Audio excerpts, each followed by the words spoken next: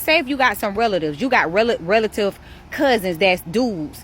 Say if they talk highly about you, although it is not an intimate triangulation, that's triangulate. Females be jealous and envious about stuff like that. So when people speak highly of people, period, and they feel inadequate or insecure, they gonna be checking for the individual that is getting spoken highly about. Bruh, when I tell you, people literally do the most. And the thing is, it be the people who bring you that type of issues and drama and stuff that act as if the people who they done connected to don't operate in irrational, psychotic manners. Women and men who live a selective, exclusive, and private life have to be so mindful about their vetting system when it comes to their social circle or those they allow to be in close proximity to them. And a lot of it is not always negative. Sometimes it's for positive reasons as well. Some of those reasons could be you will end up giving someone such a rare experience that they're so happy that they can't contain their excitement. If you are a woman or man who went from oversharing to now sharing very little and selective parts of yourself with the world, a lot of people are not going to understand your demonstration or why you choose to lead your life in the way that you do. A lot of it comes from past evil eye, maybe unwanted spiritual warfare. Some of it comes from multiple destiny attempts. Like, it comes from real hardcore lessons, especially if you are an extraordinary person and you are a rare person. You are not the norm. You know you're not the norm. And as much as you have admirers and supporters, you have a lot of people who you trigger just by your presence alone, who are always trying to get in close proximity to you to humble you, or trying to find others who are in close proximity to you to get intel or get personal information that has nothing to do with them. And some of it, most of it, is all superficial stuff. They'll just be wanting to know who's connected to you, especially if you're a very private person, just so they could get close to that person to ask them, what do you do for work? Where do you go to school? Where do you live? How much money do you make? What type of car you drive? Like stupid stuff that has nothing to do with the next grown adult person. But because for whatever reason they will see you highly, they would just want to get to that person who is next to you just to get information about you so that they can compare it and contrast it to their lives. They, for whatever reason, see you as a high standard person, or they see you as someone high or upper echelon for whatever reason. We do not know the way that people view us, but oftentimes when you have people consistently trying to humble you, or people who see you as being overly confident or too arrogant, then they're always trying to find out anything that would make you appear to be imperfect, or they're trying to dig for dirt that may not exist, or they're trying to find flaws so that they can maximize them to shift the way that they feel about you versus them. It's always something stupid and superficial and worldly. However, a lot of rare women and men have a tendency to come across these types of people.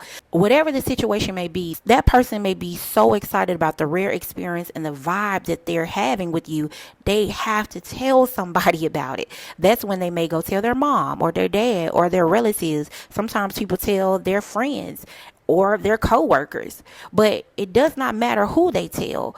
Unfortunately, they have a tendency, without them knowing it, to put eyes on you. Where, let's say you do have a social media platform, but you're selective about what you share. What'll end up happening is, if the person is bragging on you or speaking highly of you in any way, any type of positive way, the more they talk about you, they are going to spark the curiosity of the listener. The person may say, how do they look? And they may show a picture of you. And then you know how people are, like, oh, he's handsome or she's pretty. Okay, I see you, or what have you. But that is enough to make the person want to come see you even more. And in today's time, they will probably come to a social media right? So they're going to come to your social media and they're going to look around and see what you're talking about or what you're posting.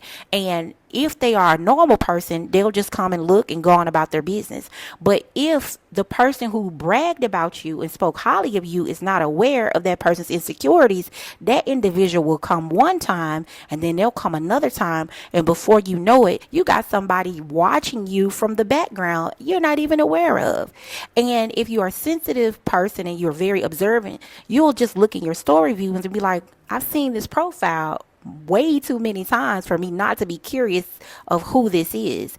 You could click on the profile and it'll take you right to the person's page. Now, they may have some things public, and if you click on the followers list, the person that you know may be right there on the followers list. Now, if you are a direct person like I am, then you may ask the person, hey, are you familiar with whatever the person's name? And because they would be taken aback, they would be like, yeah, how do you know them?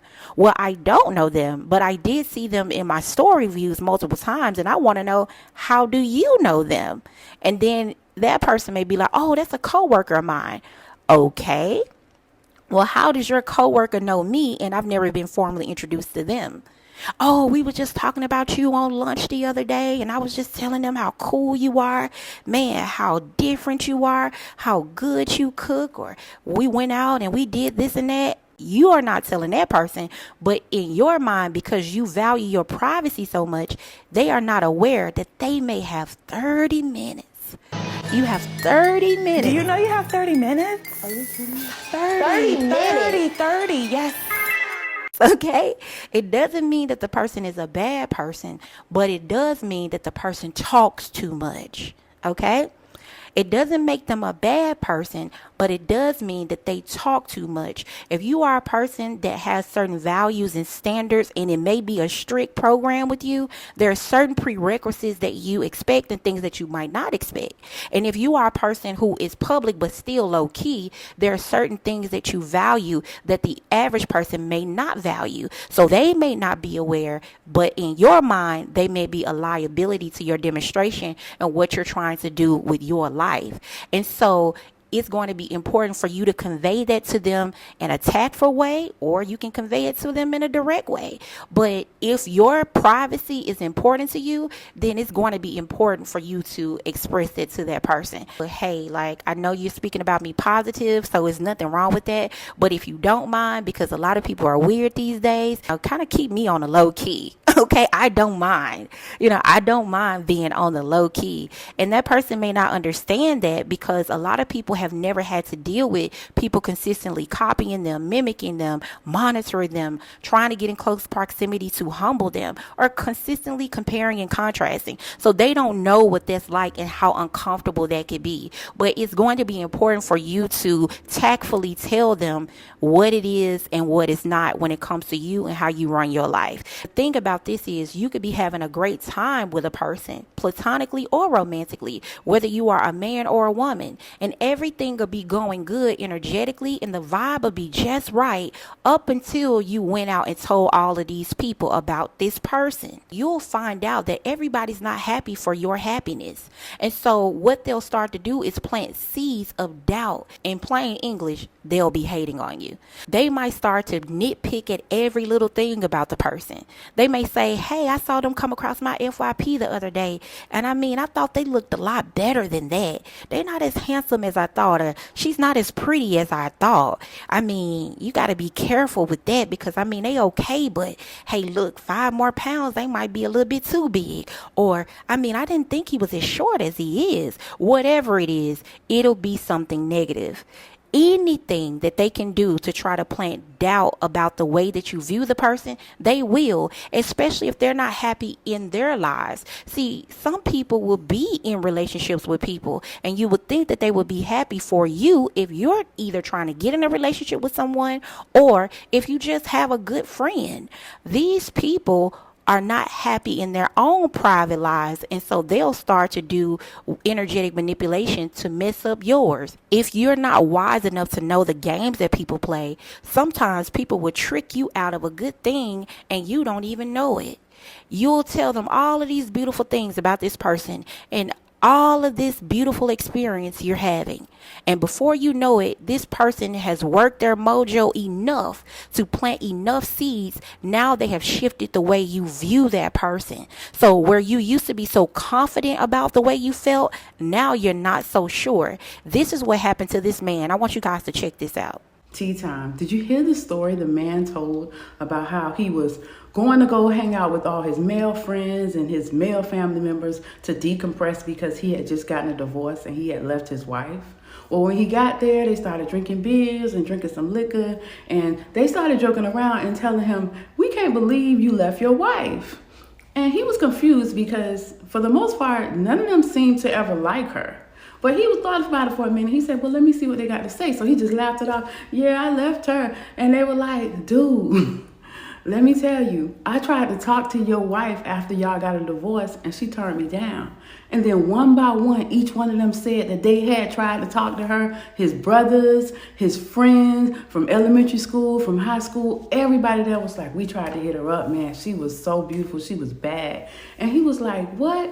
And then they was drinking more and he was just quiet and listening. And as they're drinking, they're telling him, man, you so stupid. Like, let me tell you what we was doing while you was with her. We was trying to mess y'all up. Like, we couldn't believe that somebody like her would be with you. So every time you would come to talk to us about something that happened, we would turn it around to make you feel like she wasn't good enough for you. And he was like, what? It was like, dude, and you were so stupid, you would listen to us. And he was just sitting there like, what? And he was thinking back.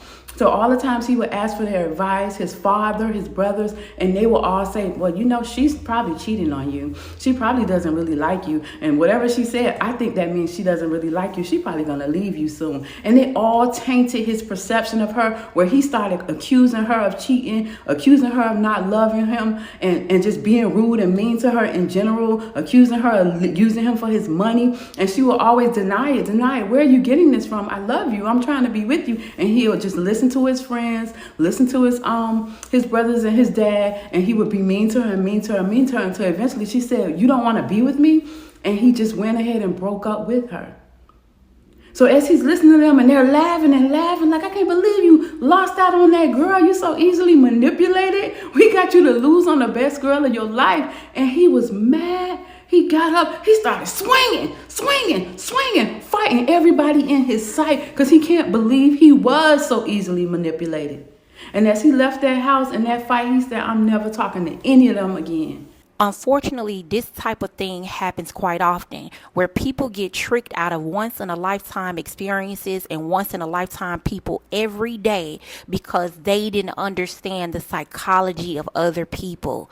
Everybody who you think should be happy for you is not happy with you being happy. So they will take somebody that makes you happy or that adds value to your life and make that person who is a beautiful person seem like the most ugliest thing in your life. In their heart, they may not think you deserve to be happy, or they do not want to see you happier than them, or they feel like that person is taking you away from them in some type of way. There could be a secret codependency where they are relying on you being unstable in your dating life or unstable in your social life, or they don't want you to be sharing your money or your generosity with another person. There are families, there are mothers, there are fathers, there are sisters, there are relatives who will plant seeds of negativity in the mind of their sons and daughters because that person is maybe taking money out of their pocket. Sometimes these daughters and these sons are financially helping their parents or helping the family. And if they're being generous to you and they're taking care of bills or gifts with you, then they can't get that extra $300 a month or $500 a month or $1,000 a month. You see, people don't think about this, but this stuff runs very deep. And before you know it, because you could not contain your excitement, something that was once beautiful in addition to your life can be taken away because you did not understand the rules of engagement when it comes to spiritual warfare and envy. And you can't blame those people because you trick yourself out of your own spot because you were not aware of the games that the devil likes to play when it comes to relationships, harmony, love, and unity. Sometimes these are fumbles of a lifetime when it comes to spiritual warfare. And then there is another sinister aspect to this as well. Envious family members. Dealing with envious family members is some of the most treacherous and dangerous stuff that a person will ever have to deal with, because it could cost you your life. You will not know it until you're spoken about highly in your absence, and that could make a person want to secretly plot and scheme to do something to alter your reality just because you're always spoken about highly.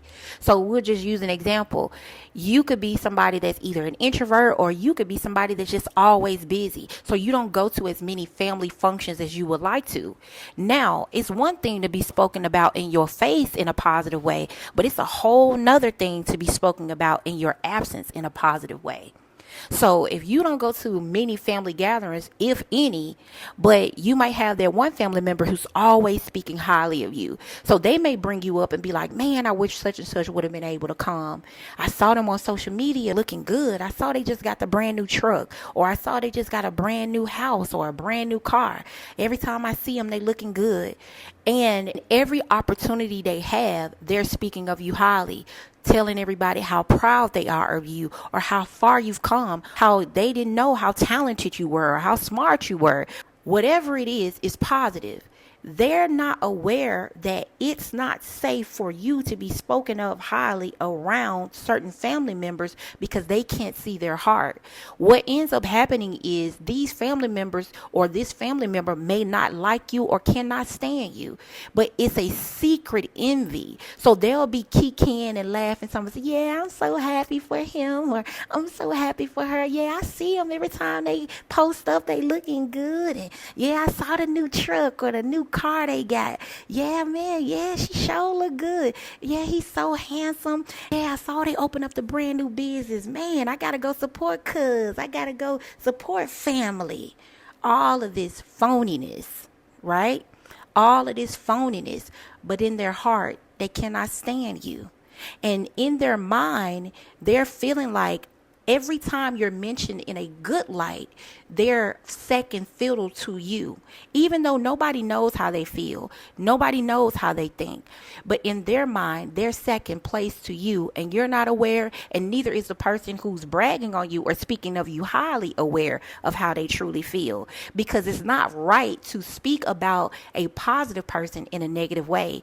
It's not right to speak about an unproblematic person in a negative way. So because it's not politically correct, they just swallow their pride and won't say anything. But the more they hear people talking about you highly, they want to do something about that. In order for them to shift the way people see you from a positive to a negative, they have to manufacture something in the background so that once they set up the play or the snare or the trap in your life, it has to look like a natural occurrence that had nothing to do with them. So that once you fall in the trap, they're going to magnify the reaction and then spin a narrative that will make people see you as someone that was once all put together to now someone who is spiraling and completely out of control. That is what they do. In some of these cases, this is where a lot of people get set up in the background, and they start creating a play where they're going to set you up to either get robbed or get you unalived or something like that. Also, too, sometimes people would do spiritual warfare on you, where they will create spiritual scenarios where they're actually going behind the scenes and doing some spiritual work or some energetic manipulation, where they will create some type of chaos in your life so that you can have a bad reaction, and then they'll take that reaction and they'll have people focus on the reaction and not the cause of the reaction. So now they get to spin a narrative where people, as I said, saw you highly, now they're confused about whatever it is that they see. Instead of getting the clarity from you, because now they're confused because you just seem out of the norm, they'll go to whoever is the loudest and the person who act like they have the most information and listen to them, especially if it's a family member. Most of the times they'll act like they have the most information about what's going on. And yeah, I talked to her or I talked to him, and yeah, he said this and she said that. Or you may not even talk to the person at all anymore, or you haven't talked to anybody about your situation at all. And as a matter of fact, you might conclude that it's not a situation. For spiritually intuitive people and people who are anointed, you will get a revelation that this was all a setup, right? And you'll just understand that this was a play at your expense. And you might just take that L and go on about your business and cut off everyone that you believe that is connected to that manufactured hardship or that manufactured misfortune. And you'll just move on with your life, never providing clarity whatsoever, because what's understood doesn't have to be explained, especially if the people or the person who's involved already knew or know what they did. You don't owe anybody an explanation for what was done. You were on the receiving end of the misfortune. You take it and you take it in stride, especially if you can no longer trust that person or anyone around that person. So what that means is, unfortunately, the person who's speaking highly of you has to be cut off, just like the envious people or the person has to be cut off, because it's too much of a liability for you to trust it. So because of their association with the people who are speaking highly of you, you also have to cut them off as well, because they don't understand just how dangerous the envious person standing next to them is to you.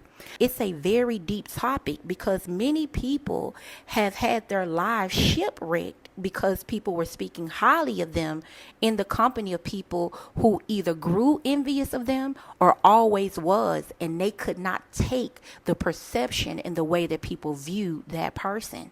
So you have to be very careful about your social circle. If you have a person in your life and they cannot contain their excitement because you are a rare vibe, because you do offer an extraordinary once in a lifetime experience, unfortunately, some people may talk too much and can't contain their excitement and happiness enough to be in close association with you. That is for you to decide. It was never just about making you look bad. It was about making people suspicious of you. Because once people are suspicious, everything you do gets filtered through that suspicion. People with narcissistic tendencies are usually doing more than one thing at once. The emotional damage is part of it, but the deeper move is social.